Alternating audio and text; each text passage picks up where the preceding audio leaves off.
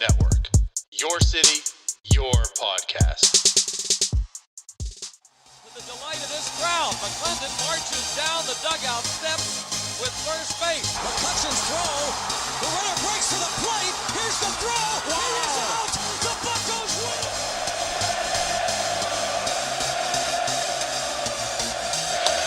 That ball's hit well to left center field.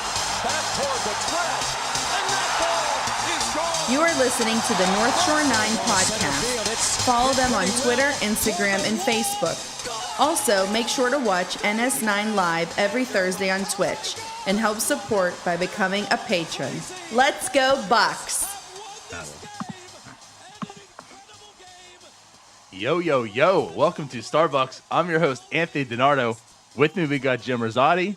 Jim, good morning. Welcome to the very, very, very, very first Starbucks Woke Up Late edition. Yeah, we won't say who it was. I think it was, it was obviously you, but yeah, good morning.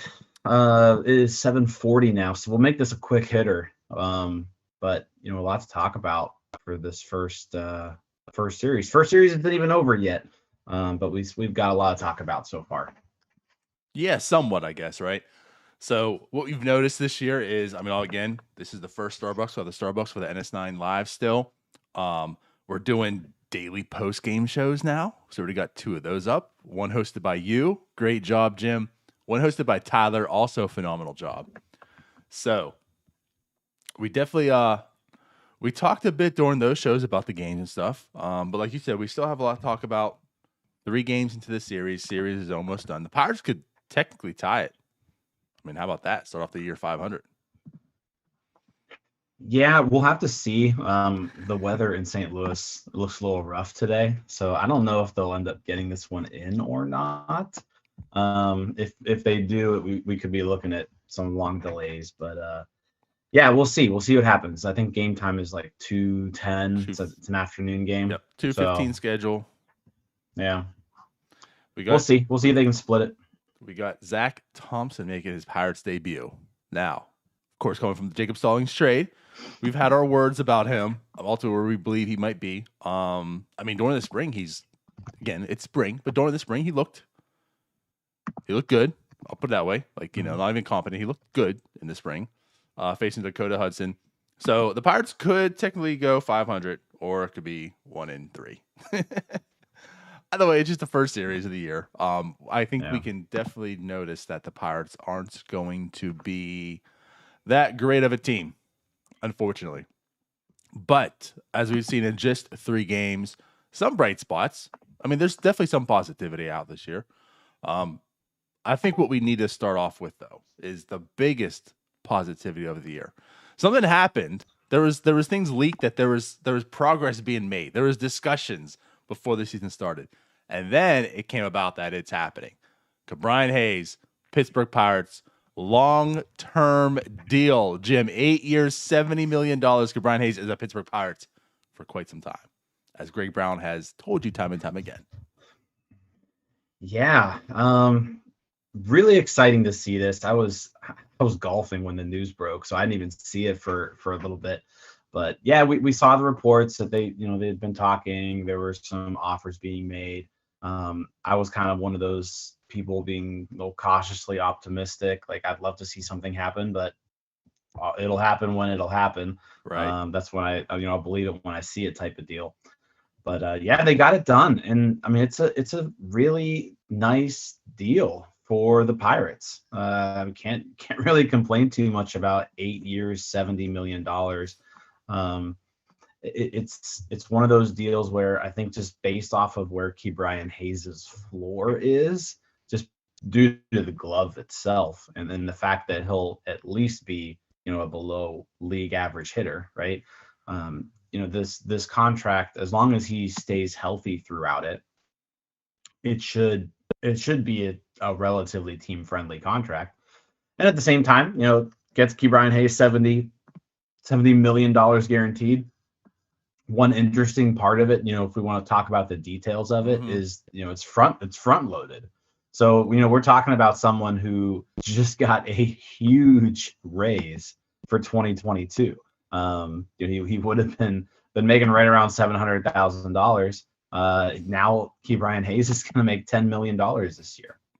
I mean, talk about hitting the lottery. I mean, going from $700,000 is nothing to sneeze at. I mean, that's a nice chunk of change. But as a professional baseball player, right? I mean, that's literally the minimum salary. That's the least amount that you can make. And now he's a $10 million man. So, like you're saying, like a good shout out to Ke'Bryan Hayes. Big payday for him, and he gets immediate payments towards it. But so here in the 8 years, $70 million. I think you and I both were maybe shocked of how low.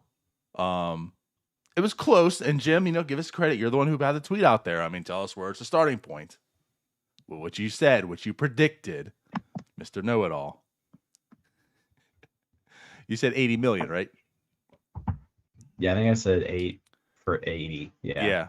You're basically like 8 for 80 should be about where, and it was 8 for 70. So, I mean, it was close, right? But at the same point, it was 10 million under. So I think both of us maybe felt a little like, wow, he accepted it. Because me personally, right? And I've talked about this during the offseason sometime. I felt, Ke'Bryan with his background, everything, like he's not starving to get an extension. It's not like a dire need, like he needs to be paid now. He could potentially be the type that waits it out, goes to free agency, or if you want him, you better lock him up and sign him to a pretty competitive deal. Not saying this isn't competitive by any means, but part of me was maybe a little shocked that that was the number. Albeit that was the number he said that's good for him. Pirates are good for them too. Great deal for both sides, but that was the biggest key, like you mentioned, the structure of it. He's getting most of the money these first 2 years. When the Pirates should be competitive, right? If there's this window and maybe any type of extended window of it, he's going to be in his prime making $7-8 million. That's it until 12 million this last year, right? With that option and whatnot. That's it. That's one WAR player. And I think that's what the most attractive part of this deal, when you're looking at it from the Pirates end of things is, when this window is open, this competitive window, which we can probably guess at like 2024, being like that first year. Ke'Bryan Hayes seems like he's going to be a part of that team now, and he's not going to be taking up too much salary. So they're going to have money to work with that hopefully they can spend towards adding some pieces. We'll see again if they end up adding to payroll or not. Right. But theoretically, Ke'Bryan Hayes is now not. You can't ever use Ke'Bryan Hayes' contract as a reason why this team is not able to add players. This is an incredibly friendly deal for when that window seems to be opening. Like I said, due to that front end where he's making 10 million this year, 10 million next year, 20 of that 70 million is out of the way, the first 2 years. So yeah, interesting contract structure. It kind of plays into the whole, they theoretically should have a lot of money to spend right now because payroll is so low. So they went ahead and they spent it. And they were able to get a little creative here and get something done that worked out for everybody. 100% agree. That's why I love it. I mean, I absolutely love the way the structure is. I'm glad they had that forward thinking in it, and not to be typical like this year might still be 700,000. Maybe it moves up to like 1.5 million. It just elevates every single year. I mean, this does a few things, like you said. Like when they're ready to compete, this doesn't hinder them by any means. Like there is no excuse. This is basically one of those just lesser guys you pick up on the free agent market, and that's your Ke'Bryan Hayes. So you could pick up maybe a little more of a premier player in doing so by paying today when you're not paying anybody. By God, you all means you suck, right? So it's like when you are good, the contract actually goes down, it lowers, and then it gives you that more. As they love to say, that financial flexibility, right? They could potentially make a bigger move than they would normally anticipate in doing so. But then, so part of me, right, the little bit of sinisterness I have in me, right? because a lot of people were saying how, well, the Pirates are not going to extend anybody. They're still snake bitten by Polanco, right? They're still snake bitten by some of these extensions. Okay, well, anytime you sign one of these guys' extension, it's not going to cripple you. Like, by all means, the Polanco deal did not cripple this team. If they're in a position to compete in those final years, they could have. It's not as if it was like, even the Pujols deal. It's not where like the Angels are like, oh my God, we got this Pujols contract on our hands. This Polanco one is nothing. But if Ke'Bryan Hayes doesn't work out towards the end, it's also in that regards contract you can still move. Like, to think of it that way, right? We're thinking of the positive, how it works out, but in the negative side, even if Ke'Bryan Hayes doesn't work out, or they're heading into another rebuild, right? The cycle's up, they're heading to another rebuild. That's still a contract you could move, and potentially, if he's still good that time, there's a marketing edge to it. There's surplus value. You could probably get something in return. So there's also that aspect of it as well. I just think it works out in both sides. If the Pirates are good, it works out, and if they're bad, it still works out for them. Yeah, I mean, there's no reason to have anything but joy, for this contract extension. It's good to see. Right. Yep. And just shout out to Murray on there. He says he's interrupting. We are interrupting his favorite college baseball so podcast for this. So thank you, Murray, for joining in. Thank you. As always. Sorry, we're late. Sorry, I'm late. But yes, so huge news about Ke'Bryan Hayes. Something I did not anticipate happening, especially right away, right at the beginning of the season, obviously. So I guess let's now pivot to Brian Reynolds, who at this point in time doesn't look like he's getting an extension, but there's still talk, there's still money things being discussed. Apparently, Bob Nutting's very pissed off. Bob Nutting is the savior of this organization, apparently. Now that's being facetious, but there's reported news from Jason Mackey that Bob Nutting is not liking how they're going to arbitration, and they couldn't come to some type of agreement. I guess they're trying to work out maybe like a 2-year deal. Of course, at this point in time, like, they're going to arbitration, but again, Nutting's not happy about the way this is going down. I want to hear your take on this, your thoughts. If only there was something he could do about it, Donardo. Right. What was it? It's like $650,000. Yeah, I think it's so like if he's right under that, but yeah.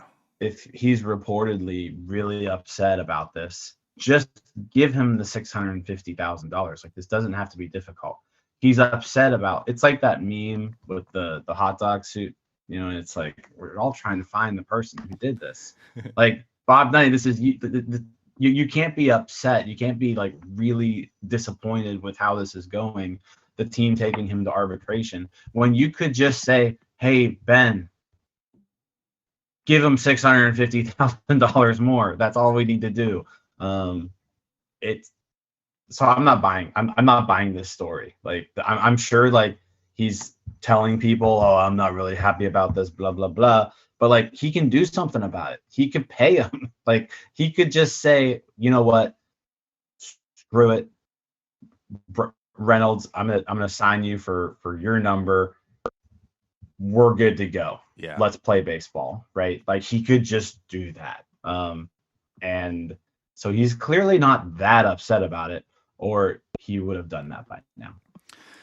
That's where I'm kind of at too. Like, if you're that upset, you could solve it today, but you still aren't. Yeah. So he could solve it right now. Yeah. What are you really upset about? I believe what you're upset about is the backlash that you're getting. And this is a more reactionary thing than anything, right? You're pretty much comfortable. I mean, this is the way. This is the Pirates' way, right? It's, you don't come to it. We go to arbitration. That's it, right? There's no working things out. We're done. But as Tyler said, right? I mean, this is one of your star players. Like, this is one that you'd make the exception for. So why don't you do it? I just feel that they got a lot of backlash. And, we saw it on Twitter. So maybe things are starting to work that way. How many people said, like, they're they've called their ticket representative. I mean, we hear that every single year, right? If you're the Pittsburgh Pirates, that's all. This is the time. This is like a national holiday. It's the time of the year, right, where you hear everyone's tweets about what their conversations were with the ticket rep. So this was like the hot topic, right? Brian Reynolds.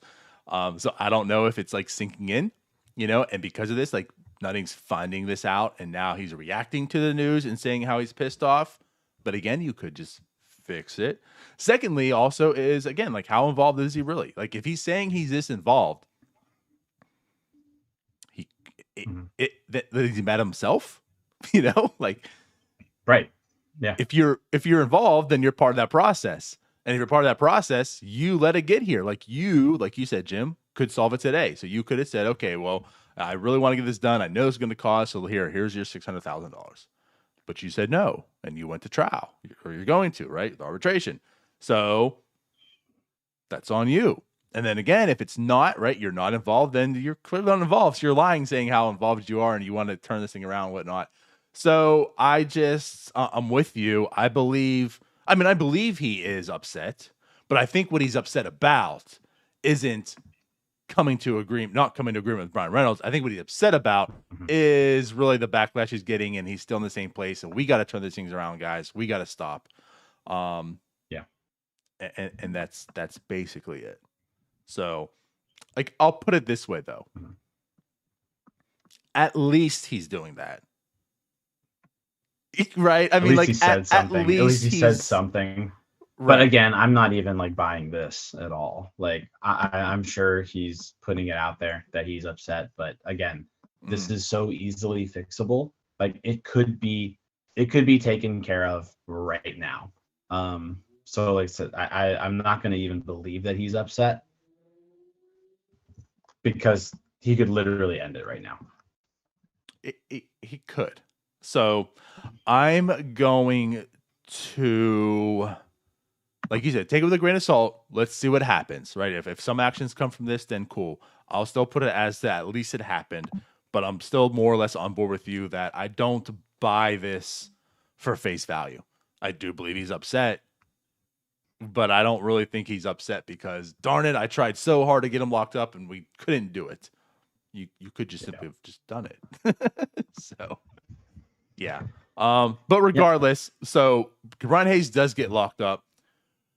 Nutting's upset about Reynolds, so maybe there's some potential that something does still get worked out, which isn't the Pirates' ways. So, like, if you head into the season and maybe this goes down, do you? I'll go this far right now. Do you think there's any potential of a Brian Reynolds like long-term extension, not this like 2-year thing that they're talking about? I think there's maybe a little bit of potential there, but I mean, I'm not gonna lie. Like, I feel like the more and more that I just see all of this, it's just like, I don't think Brian Reynolds is necessarily in this team's future plans. Right. Like, I don't know. I feel like there's just been too much. There's so much smoke out there on the trade rumor market, right? That, like, I'm not going to say the Pirates are shopping him, right? But I mean, the Pirates could just put an end to all of this trade talk if they wanted to. Like, they could just say, hey, we're not trading Brian Reynolds. Like, stop calling. Like, it's not happening. And I get, you're going to listen in case somebody wants to, like, vastly overpay. But a lot of these trade rumors we're seeing, it seems like teams aren't necessarily wanting to overpay, or something would have happened by now. Maybe there was this deal in place with the Marlins last year that got vetoed by Derek Jeter at the last minute. I don't know. I don't know if that's true or not. But if it is, then that just means that they are, like, semi-serious about, like, they'll trade them if somebody's willing to give them what they think. Right. That what they want. I feel like I would be surprised at this point if Brian Reynolds is a Pirate in 2023. Like, I that's kind of where I'm at right now. And I really think that, like, if Ben Cherington got what he wanted for him, he'd be gone by now. I agree. I mean, you know the saying, like, okay, you got to work here because it's so, like, think about real estate. Like, oh, it'll sell itself right now. You know, like, you don't have to try right now for real estate. It'll sell itself. That's like the Brian Reynolds situation. Like you said, like, they're not shopping him because you don't need to shop him. It'll sell itself. People are calling. They want Brian Reynolds. So, like, you don't have to openly shop him. So, therefore, you can kind of put on the facade that, well, we're not shopping him. But they're absolutely listening, like you said. That they haven't once been like, he's not available. He's not available. It's, I mean, we're not calling anybody. Well, okay, great. You don't have to call anybody. They're going to call you. Yeah. And at the same sense, like you said with Smoke with Fire, like every time there's rumor, you hear things of players. So there's discussion, right? And I'm with you. Like, he's asking, like, he's at least doing the right thing. Like, I'll put it to you in that sense. He's not just trading him to trade him. This isn't, you know, going maybe back to Huntington days. This isn't like the McCutcheon, the Cole, you know, some of the stuff we're underwhelmed with, like why you can trade those guys for this little or whatnot. Like, he's going to make sure he gets a haul. But every time you hear it, right, the Marlins, you hear these type of guys that are discussed, right? We saw with San Diego, like CJ Abrams had to be involved in the package. So there's definitely players in every one of them. And if those demands are met, he's gone. So I'm with you. Like, he's not actively trading him, but he could absolutely get traded. So I don't know if he's really a part of the long-term plans as well. I think a lot of stuff has set that in motion for us to know about it and realize it. The only way for him too is if he signs something long-term. And again, that's another thing too, as well. Like what Nutting said, like it wasn't long-term. It was, we want to sign him to a 2-year deal, very short-term still. Right. So I'm with you in thinking that he's probably traded. Not so much long-term plans, but like at least, let's put it this way, at least Hayes is locked up. So it was really looking like, why not Hayes and Reynolds at some point? So Hayes can at least be the stability. Yeah. But yeah, I still have my doubts about Brian Reynolds being here long-term. All right. Yep. Anything else you want to add to that? I don't think so. I think it'll be in the Pirates' best interest to just, hopefully Brian Reynolds has a great year this year. And if it is in their plans and they want to trade him, you know, make a team overpay for him at the deadline, you know, whatever it might be. But yeah, I mean, I would much rather see them extend him, get something done, but I just don't think that's going to happen right now. Right. I agree. But at least if and when he's traded, it appears they're going for the moon. So let's have our first Charrington like trade that we're just blown away with, and I'll be happy. Yeah, I don't know though. Like even if it's like they get what they're asking, like I don't know if there's any happiness that comes out of a Brian Reynolds trade. To be honest. Okay, you know, so bad words. Won't be happy. Yeah. I guess in talking about the trade, like every trade we've basically discussed, it's been like, well, let's talk about it. Yeah. Yeah, I guess we'll be unhappy, but let's move on. Let's not think about it yet. All right, so let's get into the other stuff. This weekend, games were played. What do you want to talk about? Let's start first with Diego Castillo. So yes. He made the team right out of spring training. Didn't start game 1. You know, got put in because of Hayes' injury in the first inning. Didn't start game 2. Starts game 3 though, and just plays absolutely amazing. He was a big reason why the Pirates had the offensive output they had on Sunday. So it was nice to see him get the start. I don't know why it took 3 games for them to put him out there. Like, this was your hottest hitter during spring training. You should be, this is a type of guy where, like, if you're bringing him up, it should be to play him, right? So let's get Diego Castillo everyday playing time. Like, I don't care where you put him. I would prefer him to just be slotted in as your everyday second baseman, to be honest. But, you know, he does have the versatility to move him around if you need him to. But, man, the guy had 3 hits yesterday. He had his first hit 2 days ago. Let's see more Diego Castillo. That's let's see him. I'm with it. You've mentioned it. Mhm. Tyler mentioned it. So, I don't think we have to go too deep on that part in the post game. But yeah, I don't really understand why you bring him up in the first 2 games. He's not even starting. So, like you're saying, like, what's the point of bringing him up? He needs at bats. You want to see him at bats. He's in the major leagues. He had to go, like, I want to see him get at major league at bats. Let's see what this guy has. So, anyways, yeah, it's still small sample. We talked about spring, right? It's just spring, but he looked good. Now it's the major leagues, and I mean he's batting .444. Like you said, 3 hits yesterday. He looks like a major leaguer. That's what we talked about in spring. That's what we talk about now. Like, I mean, and like think about both sides. I mean, obviously the offense was there, but he made some nice defensive plays yesterday as well. So the versatility helps, like you mentioned. But I'm with you. Like I don't understand why, like at this point especially, Diego Castillo is not just slated in as like an everyday player. Because what do you have to lose? I mean, you see what this team is. You knew what this team was going into the season. It's not like Diego Castillo should be blocked by anybody. You're a forward-thinking organization, and I, excuse me, I only say that because you shouldn't be thinking about the present, because clearly you didn't put anything on the team to think about presently. So you're forward-thinking in the sense of everything's about the future. You need to find out if Diego Castillo is part of your future. So play him, figure it out, find out. Because if he's not, then you move on to the next guy. You have all year to do so.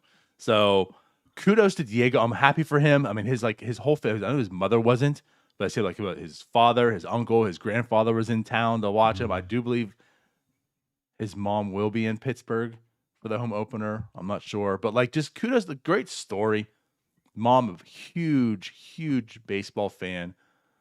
Unfortunately, she was also a Yankees fan. So.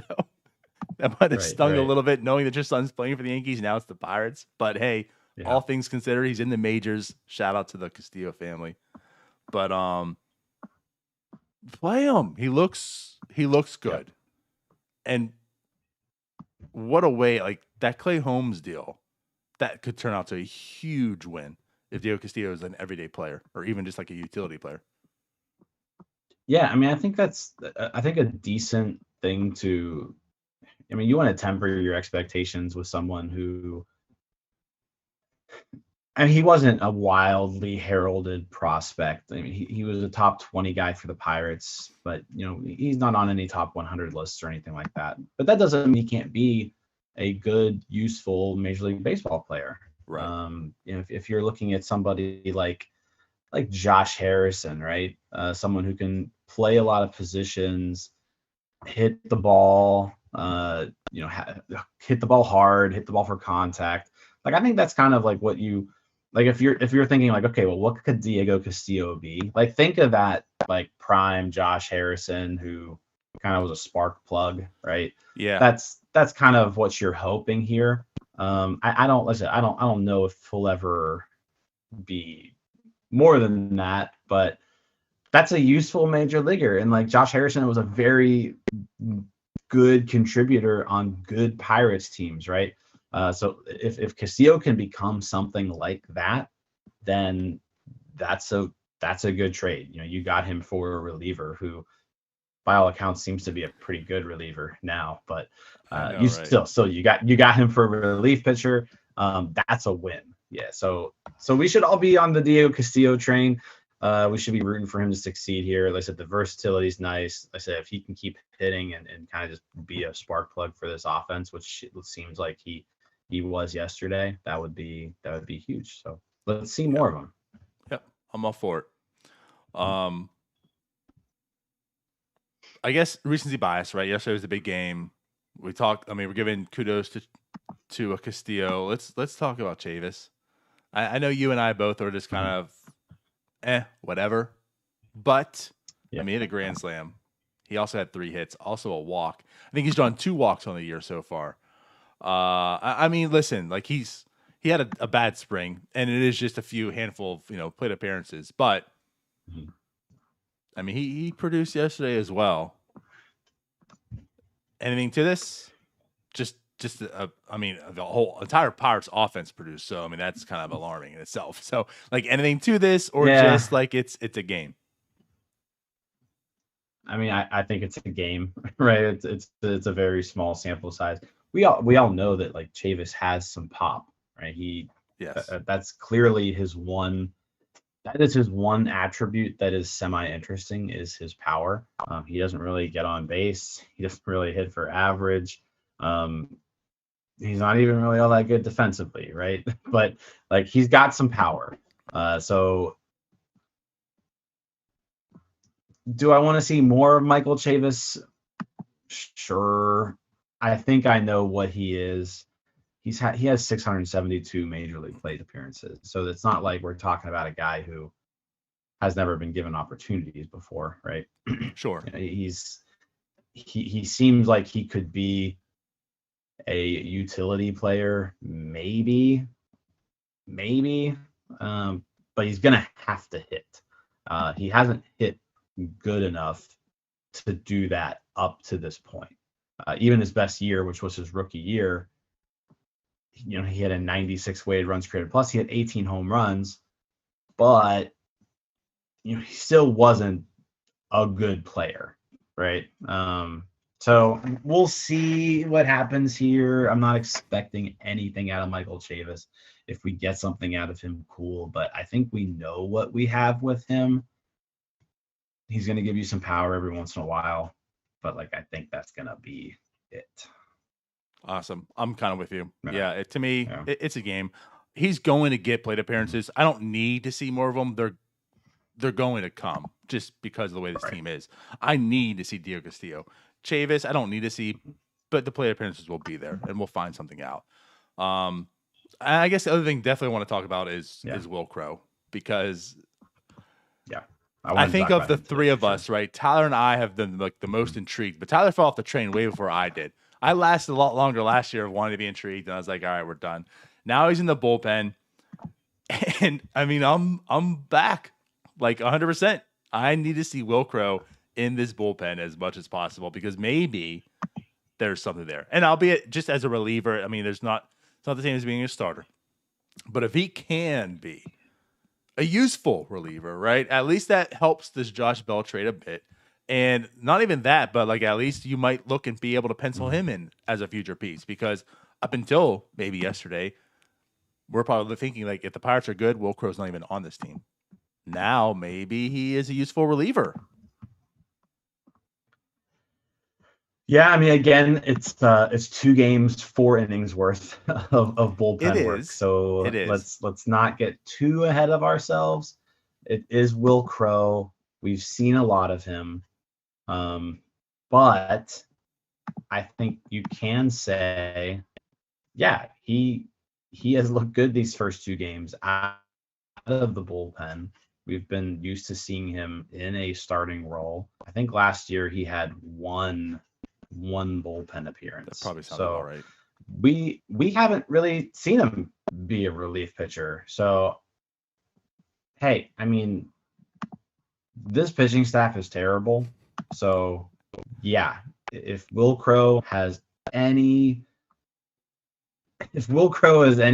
in that tank right there, let's throw him out there and see what he has. Maybe he can kind of take over for that role that Underwood had, as your guy you can throw out there every other day and he throws 2 innings or something like that. Because he's looked good so far. So yeah, let's keep seeing him and see if there's something there. And that's all I ask for. I agree with you though. Like there's not a lot of people on this team where like you look at the roster and you say, okay, I want to see more of that guy. Will Crow has now officially entered that territory of, okay, I want to see more Will Crow out of the bullpen, see if there's anything there. Yep, and that's all I'm getting at here too. Like this isn't anointing him, but I've been off the train. Mm-hmm. I'm off the train, and now I hopped right back on it. It was very quick too, just because of how good he did look these past 2 times. So I'm ready to see more of him. Like rip my heart out again, Will Crow. I'll be okay with it. But I'm allowing you to this time again. So Will Crow, definitely intriguing. And like you brought up Underwood, so don't know how long he's going to be out, but it did give the ability of them calling up Rowanzy. There was definitely some controversy. Why don't you highlight that as well? So he was called up, so great. Rowanzy Day didn't really end up being Rowanzy Day. He's in the bullpen. A lot of people really pissed off about that. You had some other words though, so tell us. Yeah, I mean, I think the big thing to think about with I've actually there's like two storylines here about this Rowan Z Contreras stuff. So first off, the guy didn't throw very much last year. And he was, I think if you included Arizona Fall League, he was like sub 80 innings on the season, right? Right. So like you're looking at, if you're going to be responsible with him, like you're topping him out at 100, maybe like 110 innings, right, over the course of the season. Just be patient with him. Like he's not going to be able to go out there every fifth day and be a starting pitcher over the course of a 162 game season. It's just not something that would be a smart thing to do with this organization. You don't necessarily need Rowan Z Contreras this year. You need Rowan Z Contreras to be healthy next year and the year after and the year after, right? So don't mess up his development here, right? If he needs to get 100 to 110 innings this year, get 100 to 110 innings this year. Make sure he gets through the season healthy. Make sure you're not doing anything to jeopardize his long-term potential with you. So if coming out of the bullpen for part of that year is how you accomplish that, then that's how you accomplish that. Again, like he's not someone who's going to be able to make 25, 30 starts this year. Just not going to happen. Yeah. So be patient with Rowan Z Contreras. He's going to need some bullpen appearances. He's going to need some skipped starts, if he is in a rotation. You're not wanting this guy to go out there every fifth day at this point in his career, at this point in the Pirates rebuilding process, because you're not wanting, like, the last thing you want is Rowan Z Contreras at the end of the year to have a forearm strain. Next thing you know, at least a Tommy John surgery. Then he's out all of 2023. And he's coming back in 2024, a year off from Tommy John, right? Like you don't want to see that. So be careful with him. Be patient with him.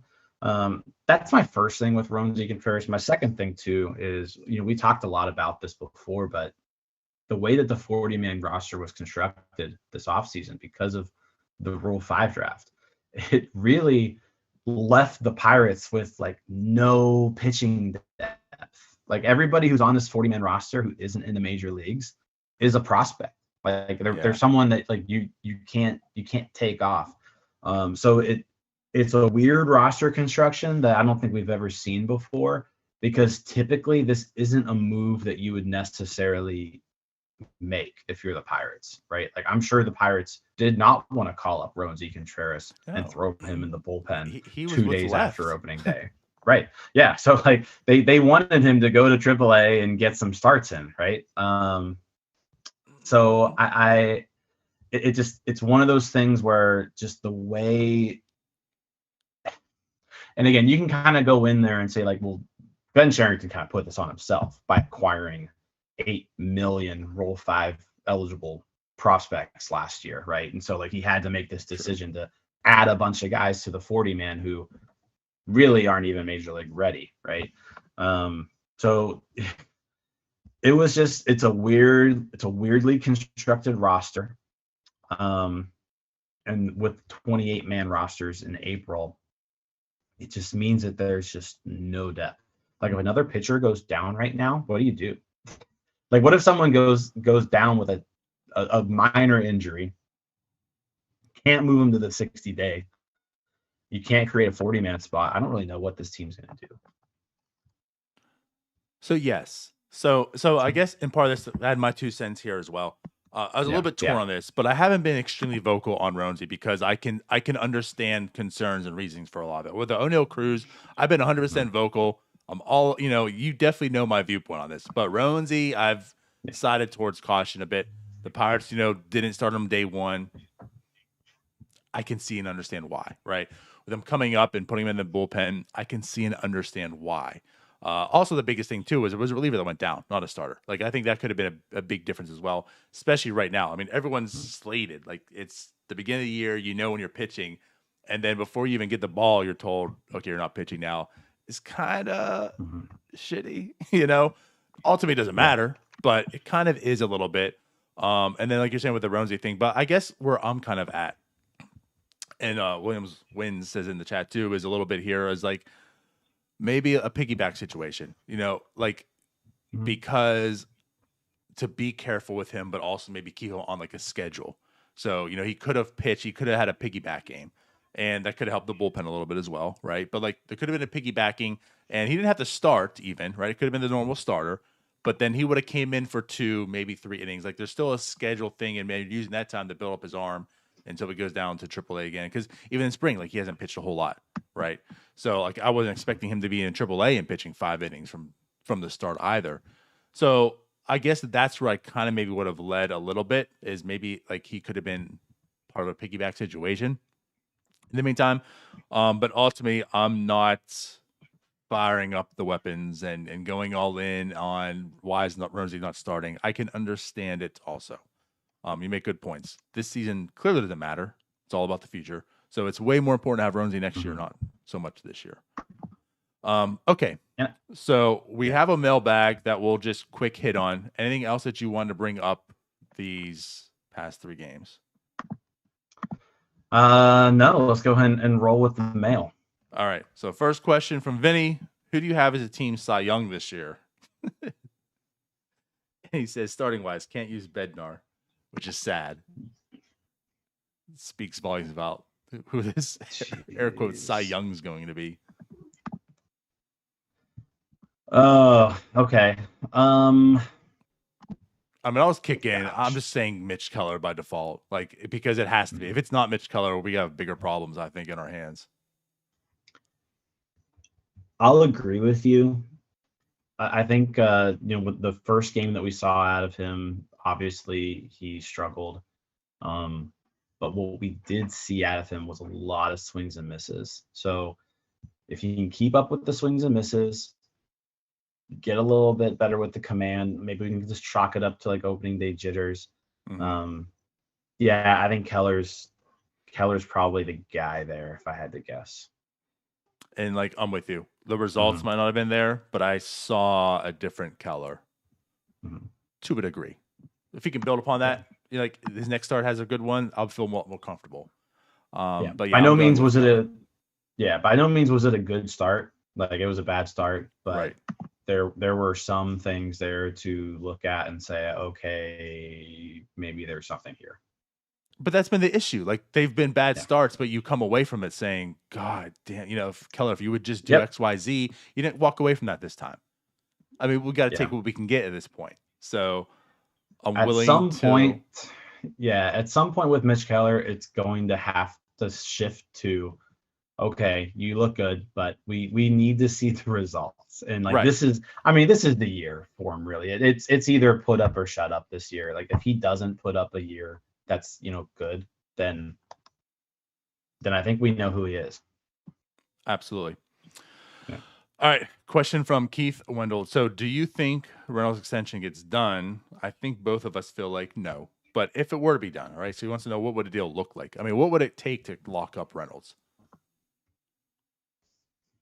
I think I'm a no as well, but I think if you are going to lock up Reynolds, we can kind of use this Hayes deal as like a, kind of like a benchmark, but I think you do something similar to what you did with Hayes, where you front load it. Yes. Right. That seems to be like they've done it this one time. It would make sense to do it again while this payroll is low, while the team isn't competitive. Get a lot of that guaranteed money out of the way right now. And then you can utilize Hayes and Reynolds as part of your next good team and still have a bunch of financial flexibility, quote unquote. What would it look like? I guess it all depends on like how many years you're one to get, right? I mean, so if he's got 4 years left, you're probably looking at like a 6-year deal to buy out 2 years of free agency and then like an option year, right? That's probably something that would make sense. That would take you to age 34 for Brian Reynolds. If you include the option year. I know I put something out there before, like as far as what numbers wise it could look like. Let me see if I can even find that. Like I remember breaking this down a little bit. Yeah, we had some discussions last year. I remember. I mean, of course, you highlighted it. I was chirping in, but I thought it was like a 670. With I thought that's about where we're at. Yeah. That sounds probably about right. Maybe 680. He's gonna get more money than Hayes just because he's more established and he's put together those bigger seasons. Like maybe 680 with another option that makes it 795, right? Something like that. That's probably something that you can kind of can think about there. Yeah, I agree. Another quick question. So That still might be too high though, actually. Well, and I guess to put it there, because I think a lot of people are on board, like it has to be $100 million. Like the numbers that we were arguing, I think the argument was it doesn't have to be this high. Like you guys are going way too high on what they think it needs to be done. So like I think a lot of people might think like it's got to be like a 60 or $100 million, and I don't think that's way too high, like you're saying. Yeah, I don't think that's just based on like probably what he's going to make throughout his arbitration, which isn't a ton, right? Fairly speaking, like unless he has like another monster year this year heading into next year, but like he's probably not going to make this ton of money in arbitration, so you're not going to overpay for it. So yeah, the next question comes from Taryn Francis. So better rookie season, and I guess we're basing because it's going to be next year. Nick Gonzalez, like he's not having a rookie season this year. So who's going to have the better rookie season, Nick Gonzalez or O'Neal Cruz? I mean, if I had to just guess right now, I'm going to say O'Neal Cruz. Same. Yeah. I would put if I'm a betting man, which I typically am not, but yesterday I you guys got me in and I won, so I'm clearly the best. Yeah. I'm 100%. I'm 1 for 1. Actually 2 for 2 technically, because the bet was 2 things. So I'm 2 for 2 on North Shore 9. So clearly I am NS9 Bets. I'm the face of the entire show. I'm perfect. But if I were to continue being a better man, I would put my money on O'Neal Cruz having it. Because I just think too, like his game, just it can stand out more. Nick Gonzalez might have like nice overall numbers, but he's not going to have like 40 home run potential.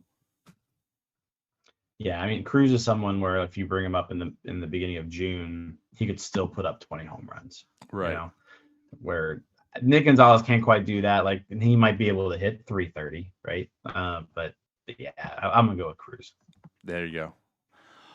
All right, and that pretty much finishes up our mailbag, I believe. Yes. Cool. So cool. So 2:15 start, hopefully, and then it's opening day in Pittsburgh. Home opener, I should say, in Pittsburgh. What's your guess on home opener attendance? 4,012 people. To go with the 4:12 start time on 4/12 with $4.12 tickets. It's supposed to be nice too, right? Like 70 degrees. It's supposed to be a nice day.